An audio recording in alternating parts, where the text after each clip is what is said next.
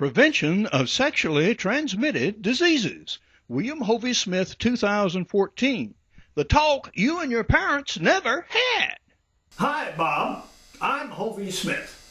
I am from the Society of Sexual Disease Prevention.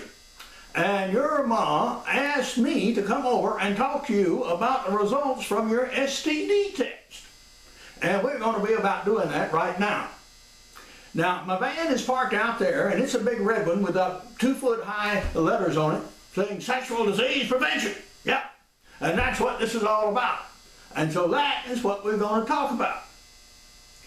Now, I understand that you had that test right recently. Is that right? Yes, sir. Okay. Well, I've got the results, and we're going to talk about it. But first, I'm going to give you some general information, because that's what we do in the society. It seems that parents are too embarrassed to talk to their teenage kids about sex anymore. So they hire people like us to come in and do it. Okay, so that's exactly what we're going to do. And so we are going to talk about the nitty-gritty of it and sexual disease prevention and how condoms and other devices can really help. Now, I brought some things. Yeah, I did. There. And we're going to get into these, and I'm going to show you what they are. Look. More about this later. Okay. We're going to read from the book. Talk about AIDS. Yeah, we'll do that one. And you know Gray's Anatomy. Okay. More readings from the book. Special little bag of goodies here. And a few little A's. Okay. Now, about all this stuff. You know, you're a guy. Yeah. And you got a penis. Yeah. Every guy does. Now, we're going to talk about that for a little bit. This is a very complex organ. And a lot of things guys are very interested in. And, all right, how big are other guys? Well, you know, these things can get big, you know. Yeah, they do. Okay. Use this as a practical example here. Whoop, sorry, lost one. Okay. Now, how big are you? Are you this big?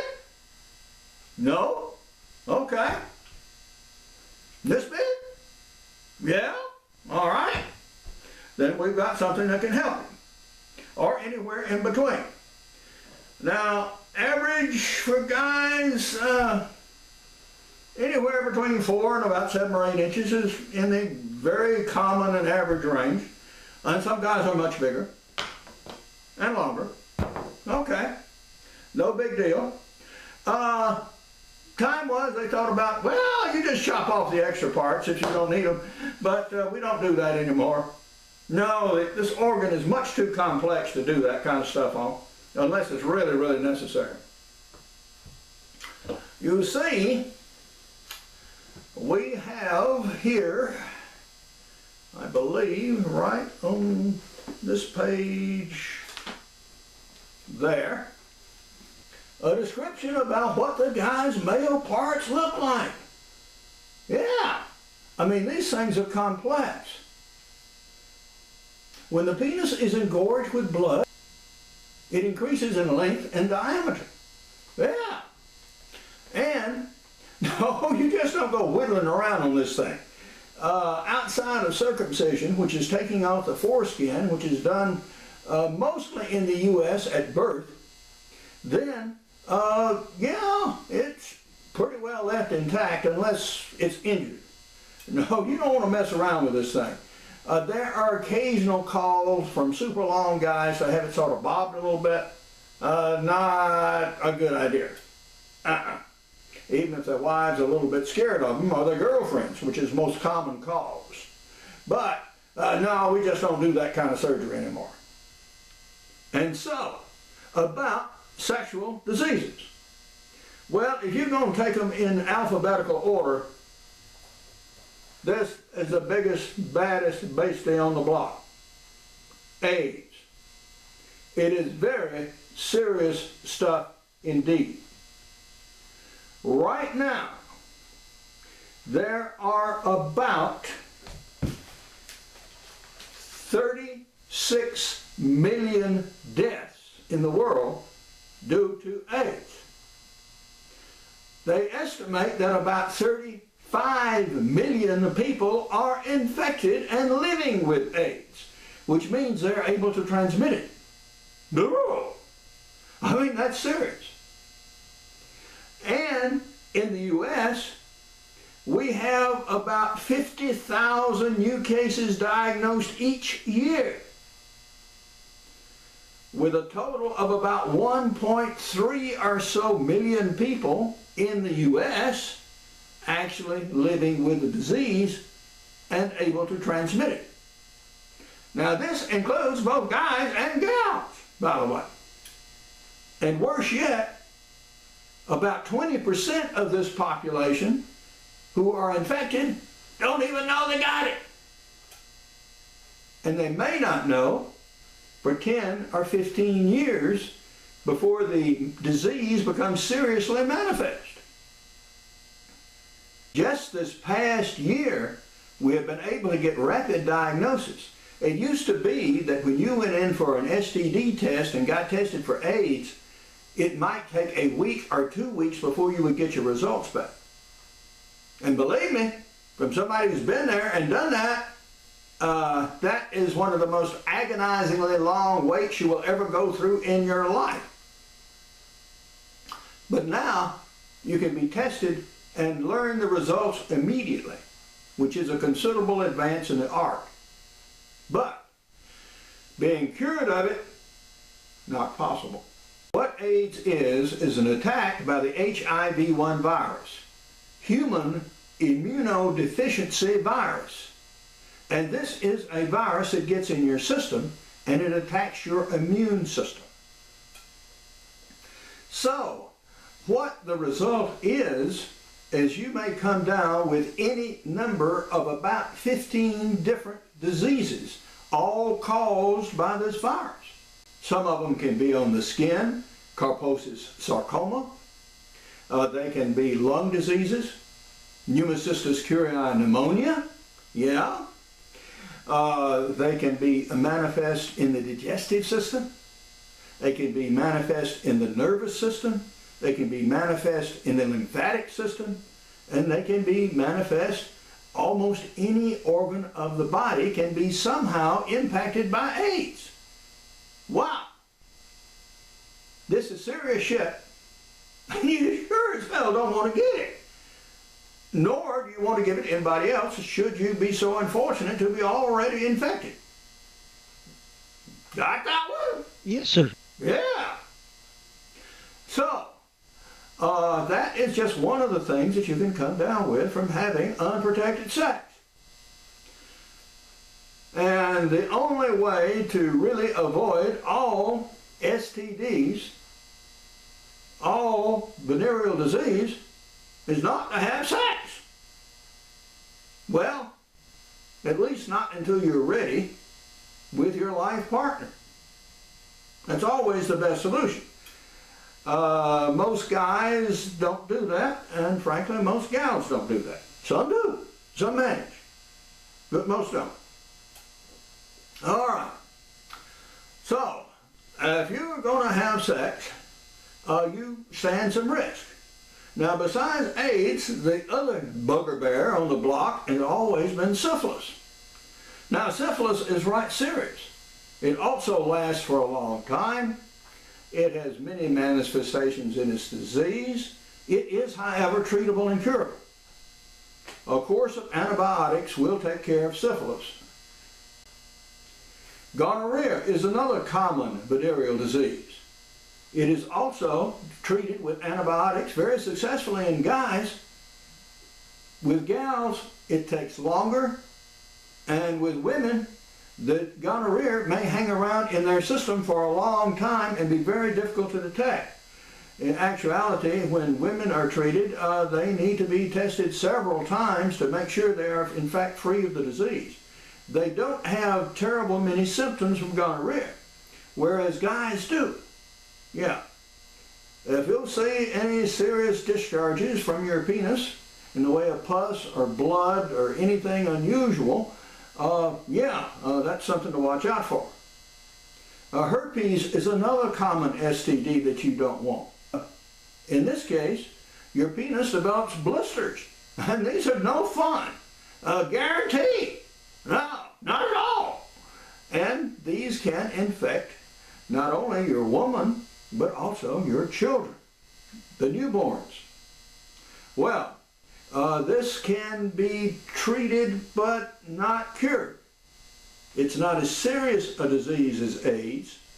Okay, you can cure syphilis, you can cure gonorrhea. Herpes you can control but not cure.